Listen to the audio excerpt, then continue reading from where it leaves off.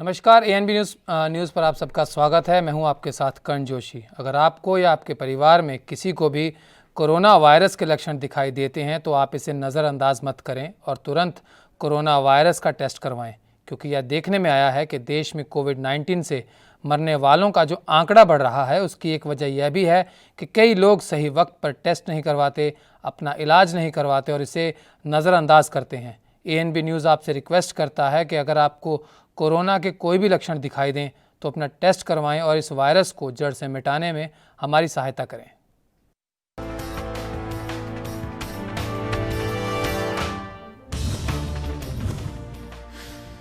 सुशांत सिंह राजपूत की मौत के मामले में नया मोड़ आ गया है। मामले की मुख्य आरोपी रिया चक्रवर्ती प्रवर्तन निदेशालय के बुलावे पर पूछताछ के लिए मुंबई ऑफिस पहुंची। इससे पहले उन्होंने ईडी से आग्रह किया कि वो सुप्रीम कोर्ट में दायर उनकी याचिका पर फैसले तक पूछताछ रोक दे, लेकिन ईडी ने उनके आग्रह को ठुकरा दिया। आपको बता दें कि ईडी ने रिया के खिलाफ मनी लॉन्ड्रिंग का मामला दर्ज किया था।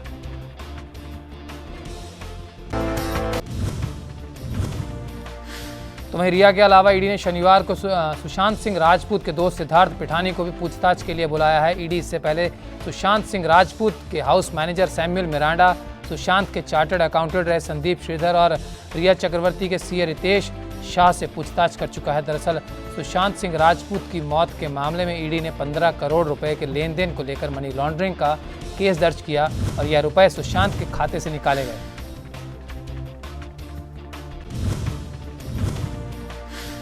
तो सुशांत राजपूत मामले में बिहार पुलिस के हलफनामे में एक नई बात सामने आई। नई जानकारी के मुताबिक गर्लफ्रेंड रिया चक्रवर्ती उन्हें अपने घर ले गई थी और उन्हें दवाइयों का ओवरडोज दे रही थी। बिहार पुलिस के हलफनामे में सुशांत के परिवार ने रिया चक्रवर्ती पर यह आरोप लगाया। बिहार सरकार से सुप्रीम कोर्ट में हलफनामा दाखिल किया गया, जिसमें रिया और उनके परिवार पर आरोप लगाया गया कि यह सभी सुशांत के जीवन में पैसों के लालच में आए थे।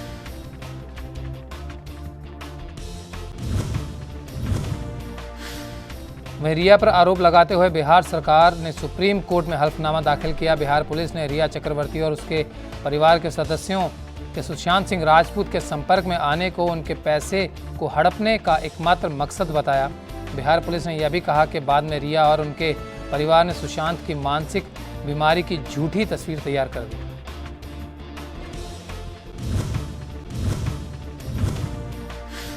तो प्रधानमंत्री नरेंद्र मोदी ने शुक्रवार को देश की नई राष्ट्रीय शिक्षा नीति पर अपनी बात रखी। शिक्षा मंत्रालय की ओर से आयोजित एक प्रेस कॉन्फ्रेंस में पीएम मोदी ने शुरुआती संबोधन दिया। प्रधानमंत्री नरेंद्र मोदी ने कहा कि 3-4 साल के विचार मंथन के बाद नई शिक्षा नीति को मंजूरी मिली है।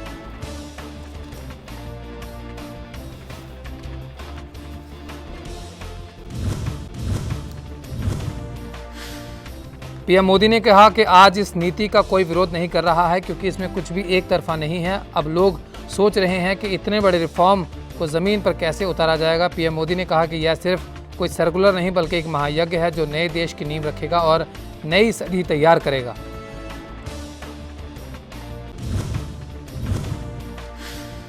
तो वहीं इसके साथ ही पीएम मोदी ने कहा कि आपको इसे लागू करने में जो भी मदद चाहिए मैं आपके साथ हूं। शिक्षा नीति में देश के लक्ष्यों का ध्यान रखना जरूरी है ताकि भविष्य के लिए पीढ़ी को तैयार किया जा सके। यह नीति नए भारत की नींव रखेगी। पीएम मोदी ने कहा कि भारत को ताकतवर बनाने के लिए, नागरिकों को सशक्त बनाने के लिए अच्छी शिक्षा जरूरी है।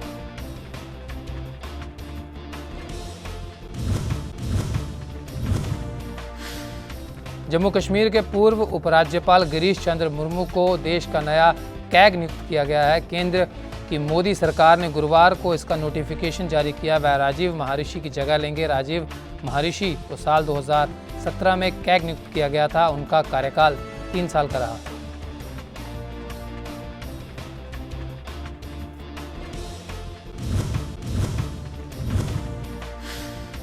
जीसी मुर्मू राज्य से केंद्र शासित प्रदेश बने जम्मू कश्मीर के पहले उपराज्यपाल रहे हैं।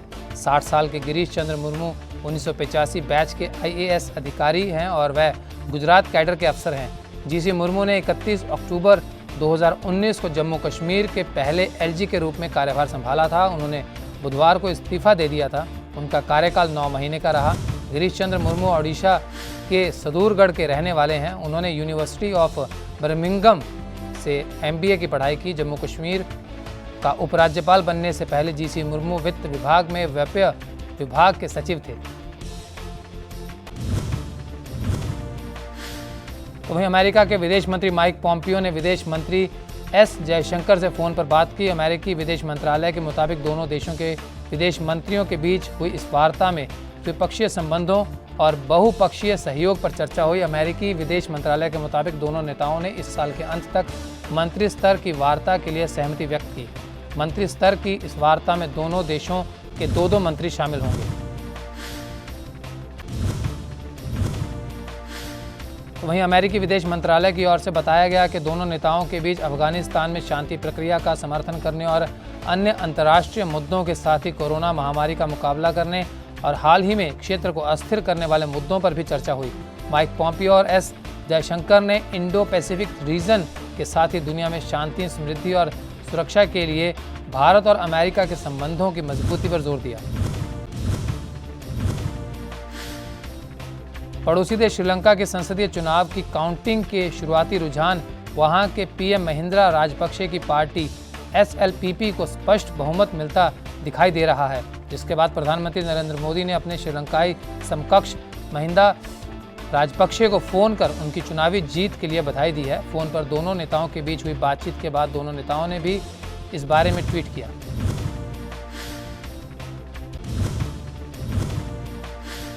वहीं महिंद्रा राजपक्षे ने ट्वीट कर पीएम मोदी को जीत के लिए बधाई देने के लिए धन्यवाद किया। अपने ट्वीट में महिंद्रा ने लिखा कि पीएम नरेंद्र मोदी जी, आपके बधाई वाले फ़ोन के लिए धन्यवाद। श्रीलंका के लोगों के मजबूत समर्थन के साथ हम दोनों देशों के बीच लंबे समय से चले आ रहे सहयोग को और बढ़ाने के लिए आपके साथ मिलकर काम करना चाहेंगे।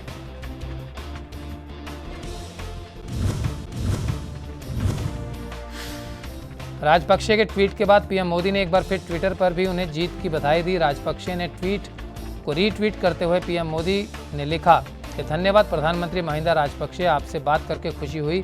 एक बार फिर बहुत बहुत बधाई। हम द्विपक्षीय सहयोग के सभी क्षेत्रों को आगे बढ़ाने और अपने विशेष संबंधों को हमेशा नई ऊंचाइयों तक लेकर जाने के लिए मिलकर काम करेंगे।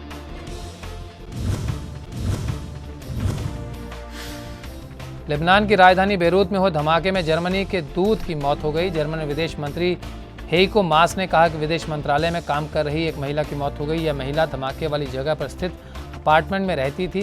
यह पहली जर्मन महिला है जिसकी मौत बेरूत बंदरगाह पर हुए विनाशकारी धमाके से हुई।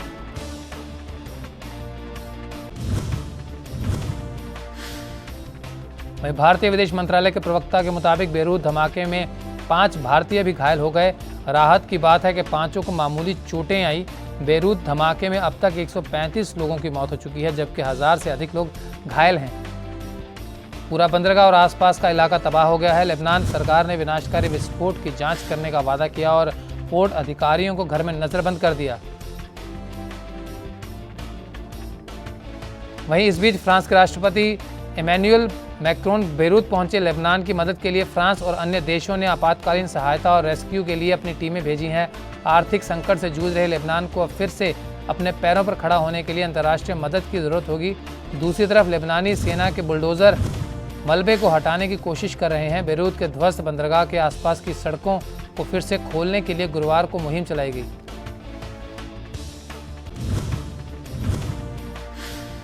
दिल्ली में 12 साल की मासूम बच्ची के साथ दरिंदगी करने वाले आरोपी को आखिरकार पुलिस ने दबोच लिया। पीड़ित बच्ची इस वक्त अपनी जिंदगी के लिए जंग लड़ रही है और एम्स के डॉक्टर उसे बचाने की कोशिश कर रहे हैं। इस दरिंदे ने बच्ची के जिस्म को किसी तेजधार हथियार से हमला कर जख्मों से भर दिया था। बच्ची की हालत नाजुक बताई गई।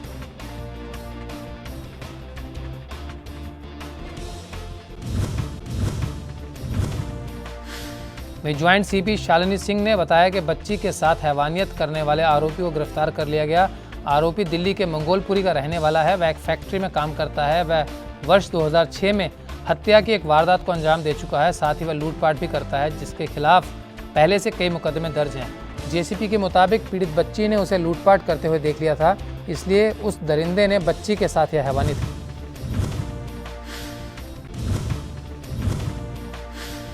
वहीं इधर दिल्ली के मुख्यमंत्री अरविंद केजरीवाल ने भी इस मामले की निंदा की। सीएम केजरीवाल खुद एम्स अस्पताल गए और पीड़ित बच्ची से मुलाकात की। मुख्यमंत्री केजरीवाल ने पीड़ित बच्ची के परिवार को 10 लाख की सहायता राशि देने का ऐलान किया।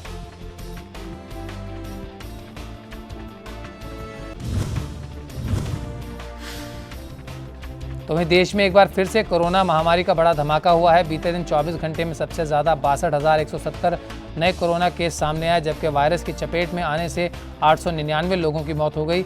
इस तरह देश में कुल कोरोना मरीजों की संख्या 20,25,000 को पार कर चुकी है, जबकि कुल 41,638 कोरोना मरीजों की मौत हो चुकी है। वहीं इसके अलावा देश में एक दिन में 50,141 कोरोना मरीज ठीक भी हुए, जिसके बाद यह आंकड़ा बढ़कर 13,77,384 पर पहुंच गया। हालांकि देश में अभी भी 6,05,933 एक्टिव केस हैं और यह आंकड़ा लगातार बढ़ता जा रहा है। आपको बता दें कि देश में हर रोज़ ठीक होने वालों से ज़्यादा नए केस सामने आ रहे हैं, जिसके कारण देश में कोरोना एक्टिव केस लगातार बढ़ते जा रहे हैं। तो वहीं देश के अन्य राज्यों की बात करें तो महाराष्ट्र में बीते दिन में 11,514 नए कोरोना केस सामने आए, जबकि 316 लोगों की मौत हो गई। इसके अलावा एक दिन में 10,854 मरीज ठीक भी हुए। नए मामले सामने आने के बाद अब महाराष्ट्र में कुल कोरोना के मरीजों की संख्या 4,79,779 हो गई, जबकि एक्टिव केस 1,46,305 हो गए। इसके अलावा मृतकों का आंकड़ा भी बढ़कर 16,792 पर पहुँच गया।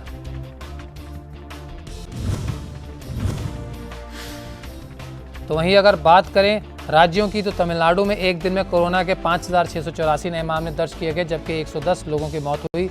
नए मामले सामने आने के बाद राज्य में अब कोरोना मरीजों का कुल आंकड़ा 2,79,144 पर पहुंच गया, जबकि मृतकों की संख्या 4,571 हो गई। हालांकि राहत भरी खबर यह है कि 24 घंटे में 6,272 कोरोना मरीज ठीक हुए, जबकि राज्य में अभी भी 53,486 एक्टिव केस हैं।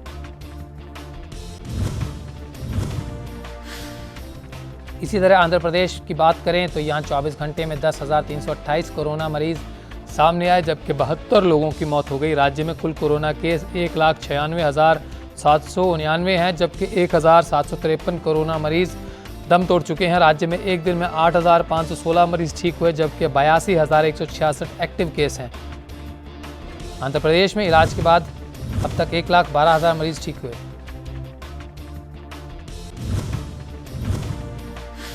तो वहीं देश के अन्य राज्यों की तरह कर्नाटका में भी कोरोना के मामले बढ़ते जा रहे हैं। राज्य में 24 घंटे में 6,805 नए केस सामने आए, जबकि 93 संक्रमित मरीजों की मौत हो चुकी है।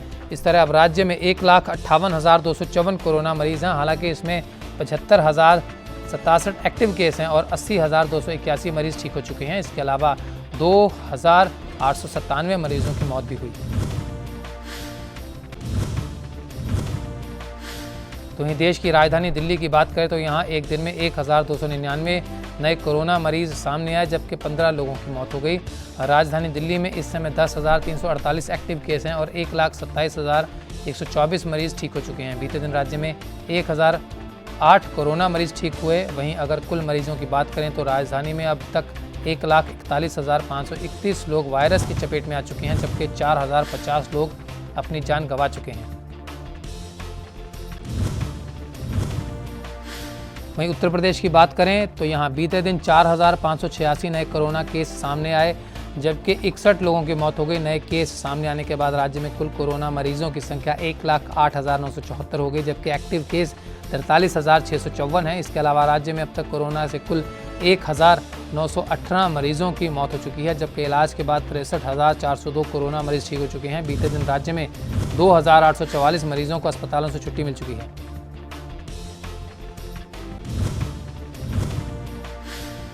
पश्चिम बंगाल में कोरोना वायरस संक्रमण के एक दिन में 2,954 नए मामले सामने आए, जबकि इस दौरान 61 लोगों की मौत हुई। इसके अलावा 2,061 लोग ठीक होकर घर चले गए। राज्य में अब तक 86,754 कोरोना संक्रमण के मामले सामने आ चुके हैं, जबकि 61,023 लोग ठीक होकर अपने घर चले गए। राज्य में अब तक 1,902 लोगों की कोरोना वायरस के कारण मौत हो चुकी है और अब राज्य में सक्रिय मामले 23,829 हैं। तो वहीं इसके अलावा अगर बात करें तेलंगाना की तो यहाँ 24 घंटे में 2,092 नए कोरोना केस दर्ज किए गए हैं, जबकि 13 लोगों ने अपनी जान गंवाई।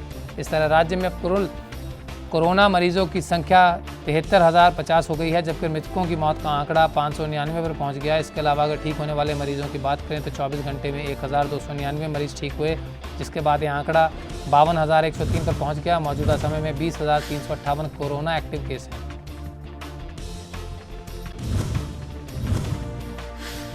वहीं दूसरी तरफ बिहार में बीते दिन इलाज के दौरान 19 कोरोना संक्रमितों की मौत हो गई, जबकि 3,416 नए कोरोना संक्रमितों की पहचान हुई।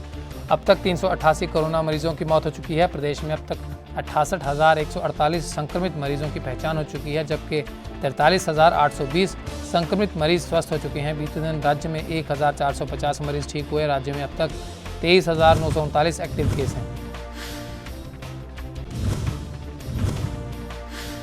इसके अलावा अगर देश के अन्य राज्यों की बात करें तो गुजरात में 1,034, असम में 2,372, राजस्थान में 1,151 नए कोरोना केस सामने आए। और अगर यहाँ मृतकों की बात करें तो बीते दिन गुजरात में 27, असम में 5 और राजस्थान में 12 लोगों की मौत हुई। वहीं कुल कोरोना मरीजों की बात करें तो गुजरात में करीब 68,000, असम में करीब 53,000 और राजस्थान में करीब 49,000 मामले सामने आ चुके हैं।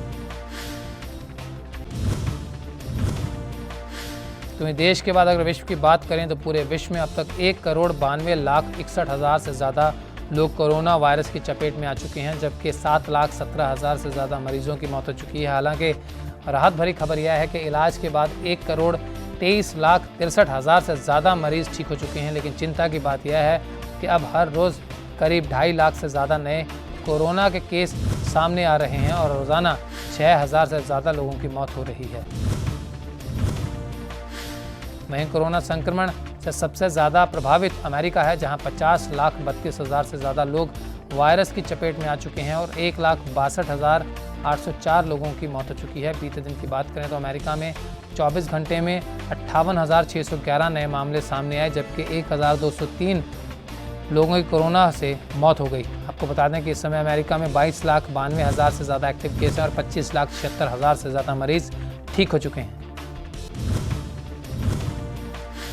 तो वहीं अमेरिका के बाद दूसरे स्थान पर ब्राज़ील है, जहां बीते दिन 54,801 नए कोरोना मामलों की पुष्टि हुई, जबकि 1,226 मरीजों की मौत हो चुकी है। अगर कुल केस की बात करें तो ब्राज़ील में 29,17,000 से ज़्यादा कोरोना मरीज़ हैं, जिनमें से 98,644 मरीजों की मौत हो चुकी है और 20,47,000 से ज़्यादा कोरोना मरीज ठीक हो चुके हैं। ब्राज़ील में इस समय 7,71,000 से ज़्यादा कोरोना एक्टिव केस हैं। देश में कोरोना वायरस का कहर लगातार भयावह होता जा रहा है। भारत में कोरोना वायरस के कुल मामलों की संख्या 20 लाख को पार कर गई। इसी मसले पर शुक्रवार सुबह कांग्रेस नेता राहुल गांधी ने केंद्र सरकार पर निशाना साधा। राहुल गांधी ने ट्वीट में लिखा कि 20 लाख का आंकड़ा पार, गायब है मोदी सरकार। आपको बता दें कि राहुल गांधी ने 17 जुलाई को एक ट्वीट किया था, जिसमें उन्होंने कहा था कि अगर इसी रफ्तार से कोरोना वायरस फैला तो 10 अगस्त तक 20 लाख से अधिक लोग संक्रमित होंगे। इस मसले पर सरकार को ठोस और नियोजित कदम उठाने चाहिए।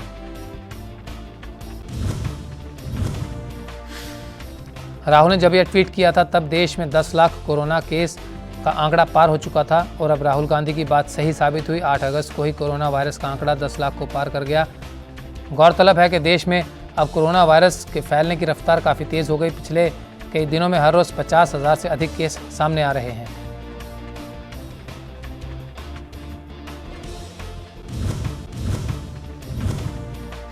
तो वहीं जम्मू कश्मीर के कुपवाड़ा में लाइन ऑफ कंट्रोल पर पाकिस्तानी सेना ने सीज़ फायर का उल्लंघन किया। अभी भी भारी गोलीबारी का समाचार सुनने में आया, जिसका भारतीय सेना मुंहतोड़ जवाब दे रही है। स्थानीय लोगों की माने तो चारों तरफ से मोर्टार की आवाज़ें आ रही हैं। इस वजह से स्थानीय लोग काफ़ी डर गए हैं। करनाह इलाके में रहने वाले लोगों की माने तो सुबह से LOC पर हालात तनावपूर्ण हैं। लोगों की नींद मोर्टार की आवाज़ से खुली है। इसके बाद से लगातार मोर्टार की आवाज़ें आ रही हैं।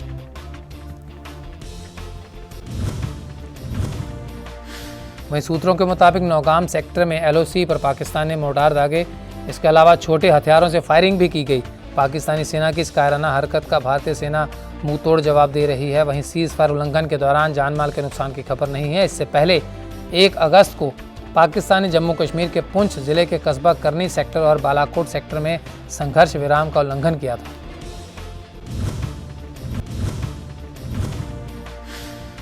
जम्मू कश्मीर के शेपियां से लापता सेना के एक जवान का 5 दिन बाद भी कोई पता चल नहीं पाया।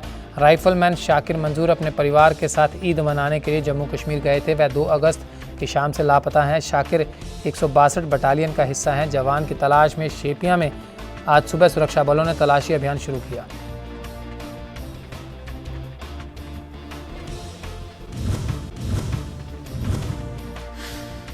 वहीं शोपियां के एक स्थानीय नागरिक के मुताबिक सैनिकों और पुलिस कर्मियों की टीम सर्च ऑपरेशन चला रही है। आशंका है कि आतंकवादियों ने राइफल मैन का अपहरण कर लिया है। कुलगाम के पास उनकी जली हुई कार मिली थी। आपको बता दें कि यह पहली बार नहीं कि कश्मीर में अपने घर गए जवानों को आतंकवादियों ने निशाना बनाया। पिछले कुछ सालों में ऐसे कई मामले सामने आए।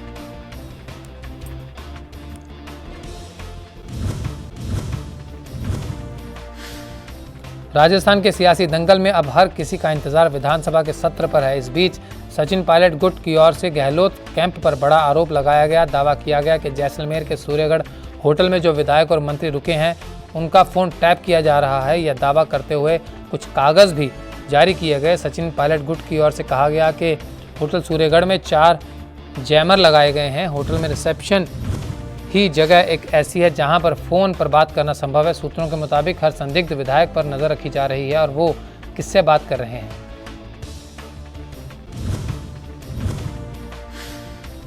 तो वहीं सचिन पायलट कैंप की तरफ से उपलब्ध करवाए गए दस्तावेजों के मुताबिक 2 से 4 अगस्त तक मंत्री शांति धारीवाल, अर्जुन बामनिया, विधायक रोहित बोहरा, जाहिदा, बलजीत यादव, वीरेंद्र चौधरी के कॉल रिकॉर्ड हुए हैं। यहाँ तक कि होटल के फ़ोन के जरिए हुई आपसी बातचीत को भी रिकॉर्ड किया गया है।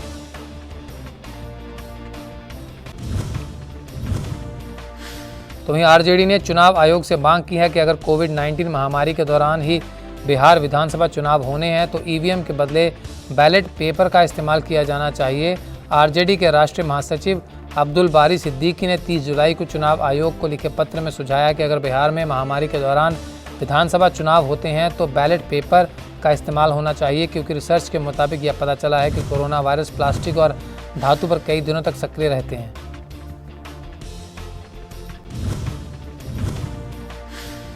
तो वहीं आरजेडी प्रवक्ता मृत्युंजय तिवारी ने कहा है कि कोविड-19 महामारी के दौरान अगर बिहार विधानसभा चुनाव कराना नहीं है तो फिर चुनाव वर्चुअल और डिजिटल नहीं बल्कि एक्चुअल होना चाहिए, यानी कि परंपरागत तरीके से चुनाव होने चाहिए जहां पर बैलेट पेपर का इस्तेमाल हो।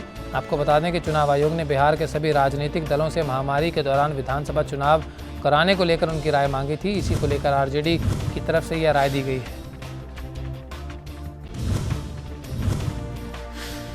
तो वहीं दिल्ली सरकार ने अपना राजस्व बढ़ाने के लिए शराब की दुकानों को और 1 घंटा खोलने के आदेश जारी किया। आबकारी विभाग की ओर से जारी आदेश के मुताबिक अब शराब की दुकानें सुबह 10 बजे से रात 10 बजे तक खुलेंगी। पहले शराब की दुकानें सुबह 10 बजे से रात 9 बजे तक खुलती थी। गौरतलब है कि कोरोना संकट के कारण लगाए गए लॉकडाउन में शराब की दुकानें बंद थी। इससे राज्य सरकारों को बड़ा आर्थिक नुकसान हुआ है।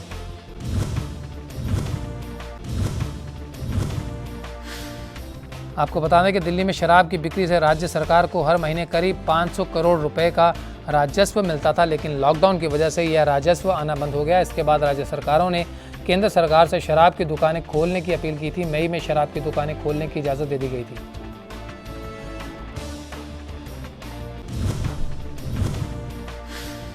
तो वहीं केरल में एर्नाकुलम के जंगलों में इतनी बारिश हुई कि बाढ़ के पानी में एक जंगली हाथी भी बह गया।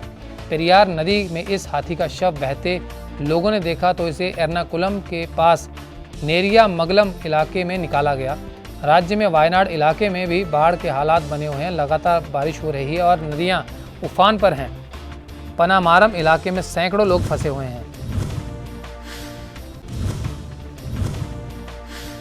तो वहीं केरल के इडुक्की में लैंडस्लाइड में 5 लोगों की मौत हो गई, जबकि 10 लोगों को बचा लिया गया। बस्तियों का हाल टापू जैसा है। मकानों के आगे पीछे से धार बह रही है। सड़कें नदी की शक्ल ले चुकी हैं। वायनाड, कोझिकोड और मलप्पुरम में भी बारिश ने कहर ढा दिया। मौसम विभाग ने यहां आज भी बारिश की चेतावनी जारी की है।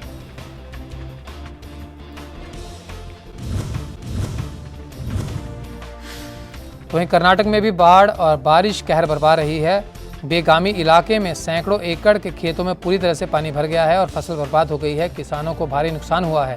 कर्नाटक के कोडगू में मूसलाधार बारिश से लबालब हुई कावेरी नदी की धार खौफ पैदा कर रही है और पहाड़ों पर उफनती कावेरी के झरने में इतना वेग है कि किसी को भी बहा ले जाए। इधर राज्य के निचले इलाकों में चारों तरफ पानी ही पानी है। ऐसे में हालात काफ़ी खराब हो गए।